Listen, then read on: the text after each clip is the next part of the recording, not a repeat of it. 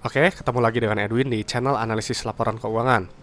Untuk sesi kali ini saya bahas Trin ya, Perintis Trinity Property. Nah, ini kita lihatnya kinerjanya bagus atau enggak berdasarkan laporan keuangan 2025 Q3-nya dari sudut pandang saya. Oke, kita langsung aja ke analisis ya. Untuk Trin gitu, yang biasa saya cek adalah riwayat pembagian dividen. Nah, memang untuk Trin memang saya belum menemukan ya data-data pembagian dividennya. Jadi bisa dibilang untuk Trin ini belum pernah bagi dividen dari semenjak IPO. Nah, kalau saya nggak begitu suka dengan perusahaan yang nggak ada riwayat dividen seperti ini. Kenapa gitu ya? Karena buat saya penting itu perusahaan itu harus bagi dividen. Karena perusahaan yang bagi dividen adalah perusahaan yang memang sudah terbukti profit dari bisnisnya gitu. Jadi ada keuntungan yang disisihkan oleh perusahaan dan dibagikan kepada kita pemegang sahamnya. Nah, kalau dia nggak bagi dividen gitu ya berarti cuma tiga kemungkinannya. Yang pertama itu untungnya cuma di atas kertas saja gitu. Yang kedua bisnisnya belum stabil atau dia ada masalah gitu.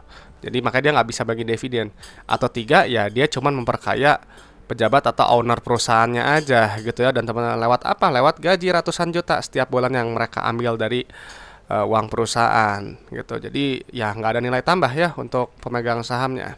Jadi untuk Trin ya kalau memang nggak ada riwayat pembagian dividen ya buat saya nggak menarik, dan biasanya saya langsung close aja laporan keuangannya gitu ya. Saya mendingan cari apa namanya ya perusahaan yang lain gitu ya. Oke, cuman kita lihat aja ya perusahaan ini gitu ya, karena ini request gitu. Oke, jadi ini satuannya ribuan rupiah ya, ini masih juta. Oke, yang selalu kita cek adalah kas tarakas ya, yang ini nilainya. Nah, penting kita melihat kas tarakas gitu. Kenapa? Karena kas tarakas ini adalah jumlah uang yang ada di dalam perusahaan ya, jumlah uang yang dimiliki perusahaan. Ingat bahwa kas tarakas itu dia punya fungsi untuk bayar operasional, untuk bayar ekspansi usaha, dan juga untuk bayar pinjaman ke bank. Jadi nilainya jangan terlalu sedikit ya gitu. Kalau terlalu sedikit nanti operasionalnya terganggu atau enggak ketiganya terganggu. Ya jangan gitu. Nah, nilainya juga jangan terlalu besar juga. Buat apa perusahaan menumpuk kas terlalu besar gitu? Padahal kelebihan kas itu bisa dinikmati oleh kita pemegang sahamnya. Caranya gimana? Simpel, bagi dividen atau ekspansi usaha atau bayar pinjaman yang ada gitu supaya bunganya ringan, atau buyback saham ya untuk mengurangi jumlah saham yang beredar gitu sehingga EPS dan DPS-nya nanti naik gitu. Jadi carilah gitu ya manajemen gitu ya perusahaan yang pro kepada kita pemegang sahamnya. Nah, jadi untuk posisi kas Citrin ini di 2025 Q3 dia agak melemah ya. Sekarang di 1000 juta miliar, di 19 miliar, 19,6 miliar tepatnya. Oke, setelah itu kita langsung cek ke bagian ekuitasnya, langsung pilih saldo laba nilainya. Dan ini kita udah langsung tahu ya, kenapa perusahaan ini nggak bagi dividen gitu. Ini kita pindahkan dulu angkanya. Kenapa nggak bagi dividen? Karena saldo labanya negatif. Ya, nah teman-teman harus tahu saldo laba itu apa ya. Saldo laba itu adalah total akumulasi keuntungan yang telah dihasilkan perusahaan dari semenjak perusahaannya pertama kali berdiri sampai sekarang 2025 Q3. Ya, jadi Citrin gitu ya, dari pertama kali berdiri sampai sekarang 2025 Q3 itu telah mengakumulasikan total kerugian sebesar 149 miliar. Ya, jadi dia nggak pernah untung gitu ya. Secara akumulasi dia nggak pernah untung ya, dia masih rugi melulu.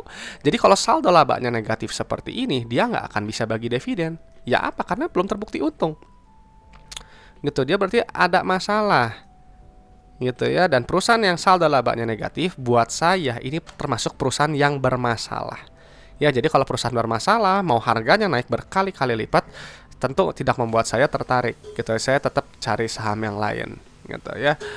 Jadi ya dengan kondisi negatif seperti ini ya, kalau buat saya ya, ya kalau owner perusahaan untuk top manajemen udah nyaman gitu. Mau perusahaan rugi gimana pun juga dia tetap ambil gaji ratusan juta setiap bulan ya gitu. Kita pemegang sahamnya ya nggak dapat apa-apa gitu ya. Oke, setelah itu kita langsung cek ke bagian ekuitas pemilik ya, yang ini nilainya. Kita pindahkan dulu angkanya, kita pindahkan dulu ya. Nah, oke ya. Jadi untuk perusahaan yang defisit seperti ini, dia dihargai PBV-nya premium ya di 9 gitu. Jadi memang buat saya kemahalan karena saya cari yang di bawah satu gitu. Tapi sebenarnya kalau misalnya defisit kayak gini sih udah pasti saya nggak akan sentuh gitu ya, karena saya perlu bukti gitu kalau perusahaan memang dia memang sudah terbukti profit, dia mengubah saldo labanya yang negatif seperti jadi positif gitu. Jadi masih perlu waktu ya. Nah setelah itu kita langsung cek ke bagian profitabilitasnya ya, gimana nih. Nah, kita langsung pilih ini ya, pendapatannya, yang ini nilai yang paling atas. Nah, ini penting kita melihat pendapatan karena pendapatan ini adalah untuk melihat pertumbuhan perusahaan gitu. Jadi, perusahaan yang bertumbuh itu yang pendapatannya cenderung naik. Ya, artinya barang atau jasa yang dijual perusahaan itu dia relevan untuk customer, dibutuhkan oleh customer gitu. Dan kalau misal di sini gitu ya, ini pendapatannya dia turun gitu ya dibandingkan dengan periode sebelumnya.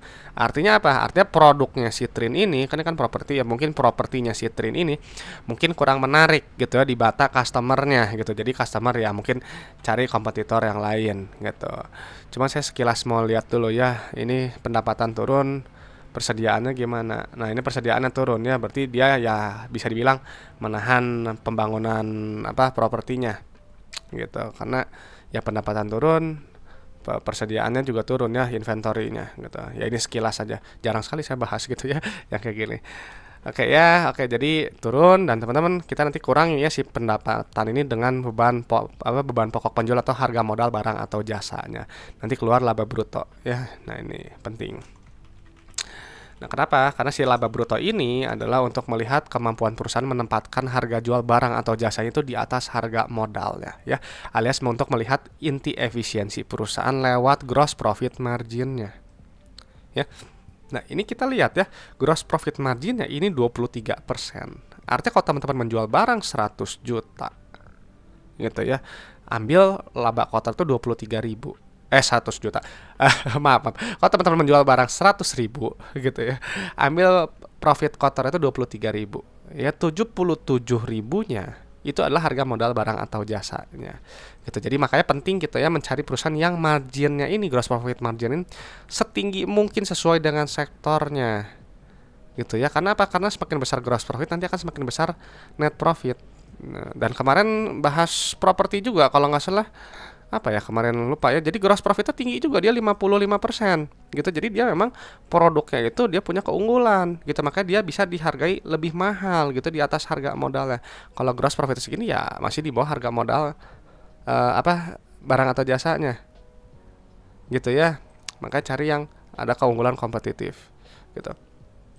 Nah, ini setelah itu nanti laba bruto dikurangi oleh beban operasional ya, beban operasional gitu, atau beban penjualan, beban final, beban pajak, beban bunga dan lain-lain. Nanti keluar laba bersih ya, yang ini nilainya gitu. Nah, laba bersih ini adalah inti dari laporan laba rugi gitu ya, perusahaan ini untung atau enggak. Dan ini kita lihat ya, untuk kinerjanya memang ini bagus ya. Sebelumnya ini dia kan rugi ya, rugi 45 miliar, sekarang untung 28 miliar ya. Ini bagus, apresiasi untuk perusahaannya. Cuman ada pertanyaan nih, loh Pak Edun tadi kan bilang katanya saldo labanya ini negatif, ada perusahaan tuh gak pernah untung. Ini kan untung, betul gitu ya, ini untung gitu, tapi baru 1 kali periode.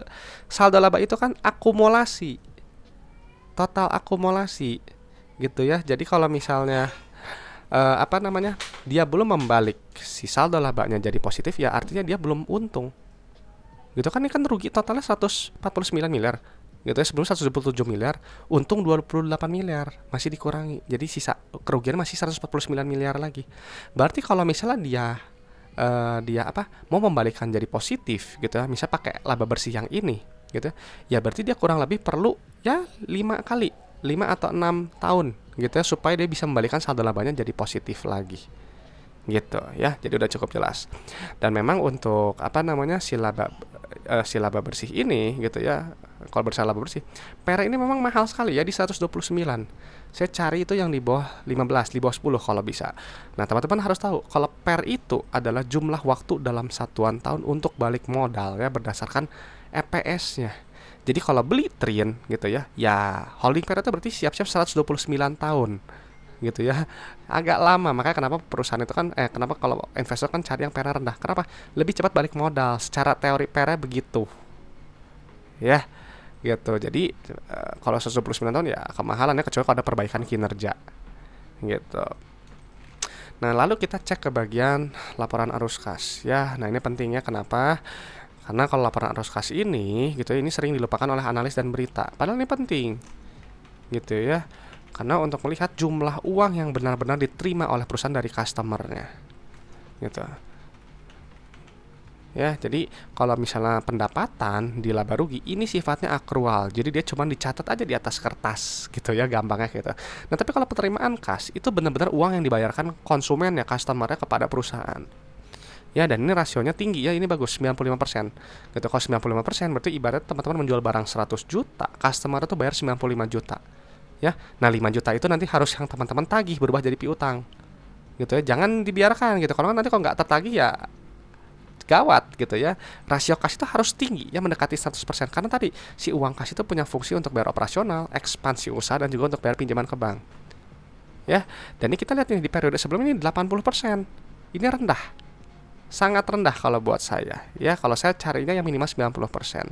Jadi kalau 80% ya berarti teman-teman jual barang 100 juta, customer bayar cuma 80 juta DP-nya. 20 jutanya masih ada sisa. Gitu ya. Nah, jadi si pendapatannya dia bilang si Trin 181 juta, customer gitu ya, uang yang kita terima di perusahaan terima itu 173 juta. Dibayarkan untuk apa? Untuk bayar beban pajak final, bayar supplier, bayar karyawan, bayar lain-lain dan net CFO-nya negatif. Ya, ini nggak bagus. Ya, ini periode sebelumnya juga nggak bagus. Gitu. Artinya apa kalau negatif? Sepertinya artinya bisnis itu nggak menghasilkan uang tunai, alias uangnya itu habis hanya untuk bayar operasional aja, habis hanya untuk bayar supplier aja. Ya, ini kalau udah 2 kali seperti ini, kalau buat saya red flag. Gitu ya, karena ya teman-teman punya usaha, punya bisnis, customer udah bayar ke teman-teman, uangnya teman-teman bayar hanya untuk habis untuk operasional. Buat apa? Gitu ya, ini nggak sehat untuk jangka panjang. Gitu ya, kalau top manajemen kan tadi udah ambil ya tuh gaji karyawan, enak tinggal ambil dari sini. Nah, tapi pemegang saham nggak akan dapat apa-apa kalau seperti ini. Gitu. Nah, sekarang kita lihat untuk aktivitas ekspansi usahanya ya. Dan ini memang untuk ini nilai negatif ya yang sekarang. Artinya perusahaan ya semakin lama semakin besar gitu, dia berekspansi. Tuh lihat tuh ya, tuh penempatan pada deposito. Ya, tapi dia nggak menambah perolehan aset tetap lagi, dia nggak menambah bank tanah lagi ya kalau misalnya ini properti atau apapun itu. Gitu ya, agak unik juga ya. Nah, lalu kita lihat di aktivitas pendanaannya atau aktivitas pinjaman ke bank. Nah ya teman-teman, kalau lihat nih ya, operasionalnya nggak nutup ya, terus dia harus berekspansi. Perlu uang nggak? Perlu. Dari mana uangnya? Ya kalau nggak suntik modal, ya ini ambil utang. Gitu ya. Untuk yang periode sebelumnya dia ambil utang lagi 160 miliar dan juga ada penambahan utang kepada pihak berelasi. Ya, jadi ya katakanlah suntik modal. Gitu. Buat apa? Buat uangnya ini buat menutupi si operasional dan juga ekspansi. Dan yang periode sekarang juga sama. Gitu ya. Ini kita pindahkan dulu angkanya. Maka dia ada penurunan setelah dijumlahkan semua ya dia ada penurunan kas. Gitu ya. Jadi untuk pola seperti ini ya saya kurang suka ya, karena untuk operasional dan ekspansi usaha itu masih dibiayai oleh pinjaman ya. Susah ini untuk membagi dividen gitu ya, susah sekali gitu ya secara operasional. Nah, karena dia memang ada ambil pinjaman yang seperti ini ya, kita cek sekarang untuk si rasio lancarnya ya. Nah, untuk rasio lancar ini 1,2 ya, ini ribu juta miliar triliunnya 1,2 triliun dibandingkan dengan 793 miliarnya. Untuk secara rasio lancar ini memang aman ya. Tapi untuk secara kas rasio gitu dengan uang 19 miliar dengan kewajiban 753 miliar ya yang kurang dari setahun, ya ini agak lemah ya. Agak beresiko tinggi. Tapi kalau misalnya kita buat lebih detail ya, 19 miliar dibandingkan dengan short term debt-nya. Ya nih ada utang bank yang jatuh temponya kurang dari setahun, ini 179 miliar. Ya simpelnya lihat yang ini aja ya. Bayangkan teman-teman punya ada di posisi punya uang di dompet 19 miliar, harus bayar utang depan mata 179 miliar yang harus diselesaikan kurang dari 1 tahun. Ya toh. Nah, ini beresiko. Buat saya ini beresiko. Gitu ya, ini perusahaan resikonya agak tinggi kalau melihat si seperti ini ya untuk jangka pendek ya. Nah, lalu untuk jangka panjang gitu ya, ini DR-nya kita lihat ya 1,6 dibandingkan dengan equity-nya 472. Ya, jadi ya ini DR yang apa lebih, ini berapa kalinya nih ya, 1,6 dibandingkan dengan ya hampir 3 kalinya. Ya, jadi sama, dia lebih beresiko tinggi. Gitu. Kalau kita lihat secara detail ya gitu ya, long term debt-nya ya, long term debt-nya. Nah, yang ini ya 551 dibandingkan dengan ekuitas ya memang masih aman. Ya masih hampir 1:1 ya, jadi masih oke. Cuman ya saya kurang suka ya untuk jangka pendeknya, ya dia berarti akan berkutat dengan hutang depan matanya. Ya, jadi setelah kita pindahkan data-data keuangannya, ya buat saya perusahaan ini jelas nggak menarik ya. Karena apa? Nggak ada reward bagian dividen. Ada bisnisnya tadi ya belum stabil. Gitu ya, pun kalau untung ya namanya untung di atas kertas. Dan setelah kita lihat ini kan saldo labanya defisit ya. Gitu ya, masih negatif, belum terbukti untung. Dan untuk perusahaan defisit seperti ini di harganya premium ya, di PBV 9 kali. Nah, memang untuk kinerja profitabilitas dia udah lebih baik ya dibandingkan dengan sebelumnya. Jadi harapannya ke depannya ya kalau misalnya dia bisa mempertahankan gitu ya, atau lebih baik lagi, dia akan bagus. Nah, tapi PR-nya untuk si perusahaan ini adalah ini untuk masalah operasional. CFO-nya masih negatif terus. Ya untuk 2 kali bertahun berturut-turut ya, ini buat saya red flag.